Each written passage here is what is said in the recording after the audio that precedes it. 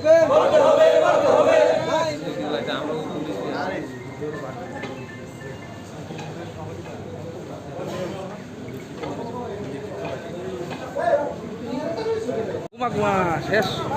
ভালো গেছে মোবাইল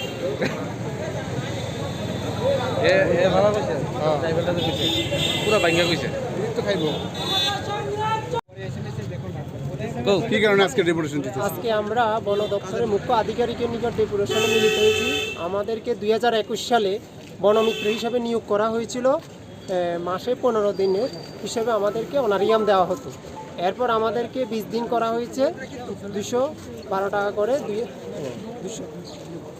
এরপর 226 টাকা করে। এখন বর্তমানে আমাদেরকে 4540 টাকা করে দেওয়া হয়।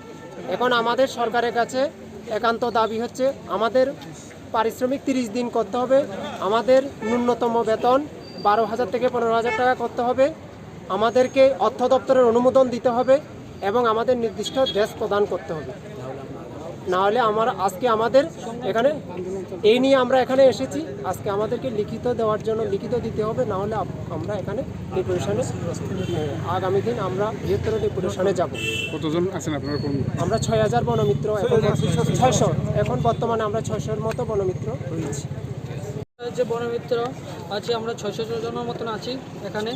আর আমাদের প্রথমে নিয়োগ করা হয়েছিল বনমিত্র বনের রক্ষক হিসাবে। আমরা 20 দিন কাজ করা হচ্ছে, কিন্তু 20 দিনের বেতনও ঠিকমতো পাচ্ছি না। 20 দিনের জায়গায় 30 দিনও কাজ হচ্ছে।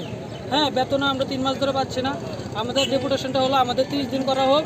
আমরা সবাই এখানে কর্মরত লোক, তাই আমরা চাইছি যে আমরা 30 দিন করা হোক, বেতন বৃদ্ধি করা হোক। এই আবদার নিয়ে আমরা এসেছি এখানে। আপনারা বন দপ্তরে কী কাজ করেন? আমরা বনমিত্রে বন সংরক্ষণ বলতে যেখানে বন দপ্তরের অধীনে যেগুলো কাজ থাকে এগুলোই আমরা করে থাকি। গাছ রোপণ করে